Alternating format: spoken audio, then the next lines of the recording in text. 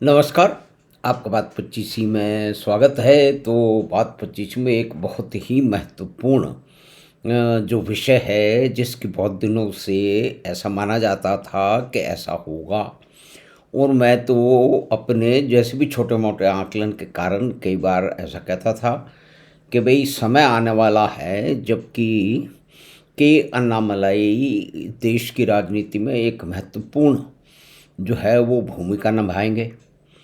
लेकिन फिर कहा जाता था भी उनको तो वो तो खुद चुनाव हार गए, उन्होंने वो अपेक्षाकृत जीत नहीं दिखाई। तो देखिए बात कहाँ हो रही है, बात वहाँ की हो रही है जहाँ पे बहुत लंबी लड़ाई लड़नी है।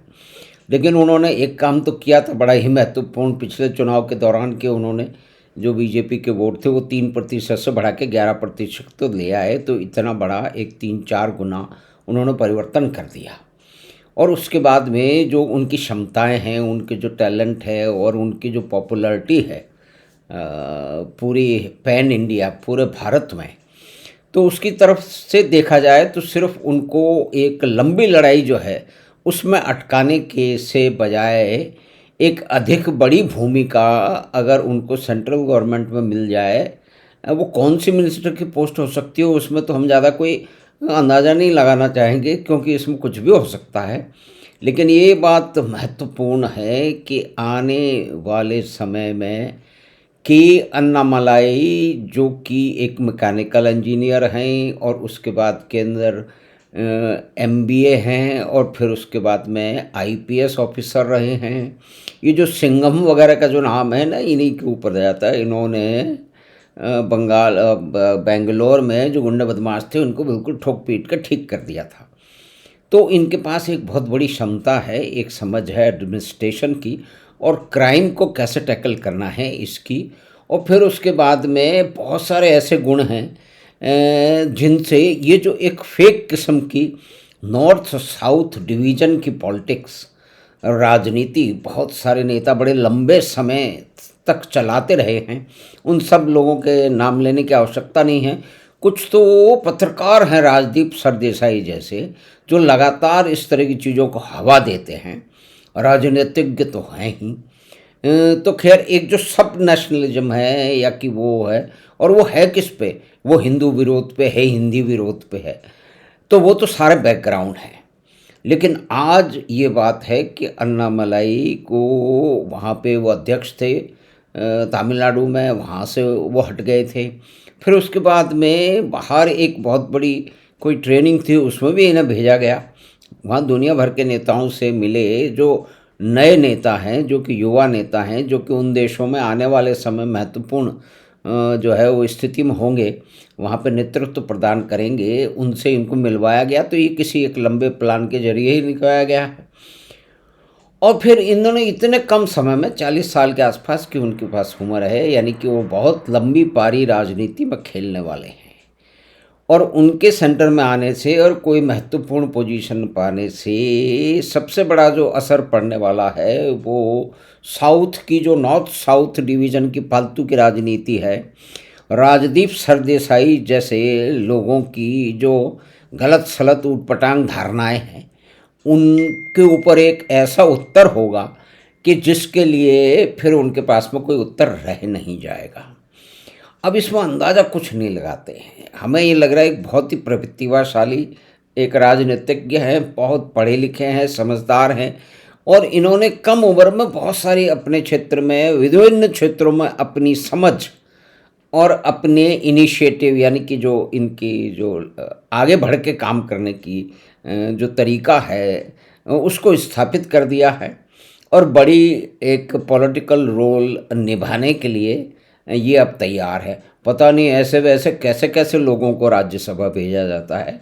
तो अगर अन्नामलाई पहुँचेंगे तो ये एक विशेष परिस्थिति होगी। और फिर आगे जा कर के वो जो भी कुछ करेंगे या कि बोलेंगे या कि साउथ के विषयों को वो जिस तरह से सामने उठा के रखेंगे, उसकी समीक्षा करेंगे या उन्हें कोई पद मंत्रिमंडल में दिया जाए, उसके बाद जो वो धमाका करेंगे उसको सब देखेंगे।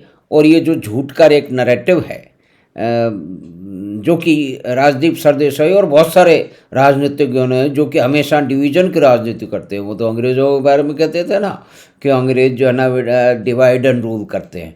तो हमारे देश के बहुत सारे नेता और बहुत सारे पत्रकार, एक विशेष खेमे के पत्रकार हैं ना, वो असली गोदी मीडिया है। वो दूसरों को गोदी मीडिया कहते हैं, लेकिन वास्तविकता ये है कि ये असली गोदी मीडिया है। और उनके कारनामों पे तो हम इस विषय में बात करते हुए नहीं जाएंगे, क्योंकि उससे तो फिर विषयांतर हो जाएगा और पूरी बात जो है वो, जिस बात जो मुख्य बिंदु है वो हट जाएगा। तो अन्नामलाई को ऐसा अंदाज़ा लगाया जा रहा है और महत्वपूर्ण अखबारों में खबर छप रही है, इसीलिए हमने इसको लगाया है।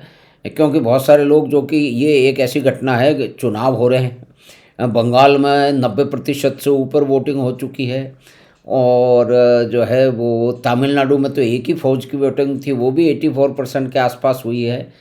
और परिवर्तन की आंधी ऐसा कह रहे हैं कि बंगाल में तो पूरी पूरी है, लेकिन वो तो 4 तारीख को मालूम पड़ेगा। लेकिन जो परिस्थितियां हैं, जिस तरह से वहाँ पे हाहाकार मचा हुआ एक विशेष खेमे में, तो उससे तो लगता है कि अब वहाँ पे परिवर्तन का दौर आना भी चाहिए, क्योंकि ये सिर्फ कोई बीजेपी की बात नहीं है।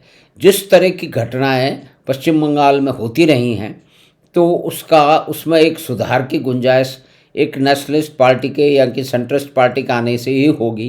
क्योंकि जितनी भी पार्टियां हैं जो कि क्षेत्रीय पार्टियां हैं, इन्होंने अपने छोटे मोटे और परिवार के और अपने लोगों के और छोटे समूह के घटिया लाभ के लिए इन्होंने बड़ी बड़ी गड़बड़ें की हैं। उनके नाम लेने की आवश्यकता नहीं है, लेकिन यहाँ अब एक ऐसा व्यक्ति जो किसी परिवार से नहीं आता है, जो किसी एक लेगेसी के साथ नहीं आता है, वो किसी नेता का बेटा, पोता या पोता नहीं है, किसी फैमिली से नहीं आ रहा है, एक साधारण गांव की फैमिली से आ रहा है, उनका मेहनती लड़का है, वो आएगा सामने। जिस तरह से मोदी जी के बारे में और बहुत सारे लोगों के बारे में ये कहा जा सकता है। तो आजकल का जो पिछले 12-13 साल का जो कालखंड रहा है, ये कालखंड रहा है परिवारवादियों के धीरे धीरे जो इन्होंने राजनीति पे जो वर्चस्व जमा रखा था, उसके समाप्ति के एक दूसरा चरण है। और उसके अंदर जो साउथ की जितने भी ये पार्टी, मुख्य रूप से जो परिवारवादी पार्टी है, ये बहुत ही रिस्पेक्ट से अपने विरोधियों के साथ में भी बहुत ही अधिक विनम्र होके रिस्पेक्ट से बात करते हैं, पूरे तथ्यों के साथ में जमा के बात करते हैं, और कई बार गुस्सा भी होते हैं तो सही तथ्यों के साथ में गुस्सा होते हैं। और एक उनका कंट्रोल्ड एंगर होता है, जिसमें वो जो उनकी मान्यता है, जो धारणा है, जिसकी उन्हें जानकारी है, वो ठीक तरह से सामने रखते हैं। तो इस तरह के युवा नेताओं की इस देश को ज़रूरत है, जो कि पढ़े लिखे भी हों और कम से कम ये परिवारवादी तंत्र से अलग हों। तो वो जिस परिवर्तन की उम्मीद कर रहा है, वो परिवर्तन होगा, वो आरंभ तो हो चुका है, वो गति पकड़ेगा। उस गति में एक महत्वपूर्ण भूमिका हम ये समझते हैं कि के अन्नामलाई की रहने वाली है, और मुख्य भूमिका उनकी रहेगी कि ये जो कृत्रिम एक नॉर्थ साउथ की जो एक एक विभाजन रेखा और इसकी जो राजनीति की बात होती है, उसको वो बांटने का काम करेंगे अपनी बहुत ही चतुराई के साथ में, अपने प्रॉब्लम सॉल्विंग जो उनकी स्किल है उनके साथ में, और दृढ़ता से जो है वो अपने सिद्धांतों पे खड़े रहने के कारण। तो हम आशा करते हैं कि ये होगा। तो ये एक महत्वपूर्ण घटना है। तो हमें आशा है कि ये बातचीत जो कि के अन्नामलाई के पार्लियामेंट जाने के लिए ये महत्वपूर्ण घटना है। कुछ परिवारों के बच्चे, परिवारों के बच्चों के चमचे और पता नहीं कौन कौन लोग तो पहुंचते रहते हैं पार्लियामेंट में, यानी कि उसमें राज्यसभा में बहुत विद्वान लोग भी हैं, लेकिन बहुत दूसरे किस्म के लोग भी, जो चाटुकार वगैरह हैं, वो भी वहाँ पूरी मतलब बहुतायत से हैं। अब ये प्रजातंत्र में इस तरह के द्वंद्व और इस तरह की जो है वो सभी तरह की घटनाएं होती रहती हैं। भारत का प्रजातंत्र विचित्र प्रजातंत्र है, जो कि अब परिपक्व होने की राह पे अब चला है। क्योंकि प्रजातंत्र हो और उस पर परिवारवादियों का जो है वो वर्चस्व हो, तो वो तो पूरी तरह से प्रजातंत्र होता नहीं है। लेकिन हमारे यहाँ तो जो परिवारवाद, परिवार को सलाम करने वाले, उनके सामने साष्टांग दंडवत करने वाले लोग अपने आप को सबसे बड़ा प्रजातंत्रवादी और पता नहीं कौन कौन सा वादी बताते हैं। तो हमें आशा है कि बातचीत आपको पसंद आई होगी। तो आप चैनल बात 25 को सब्सक्राइब करें, लिंक अपने मित्रों और परिवार के साथ साझा करें। हम आपसे फिर मिलेंगे बात 25 की अगली बात में। धन्यवाद, नमस्कार।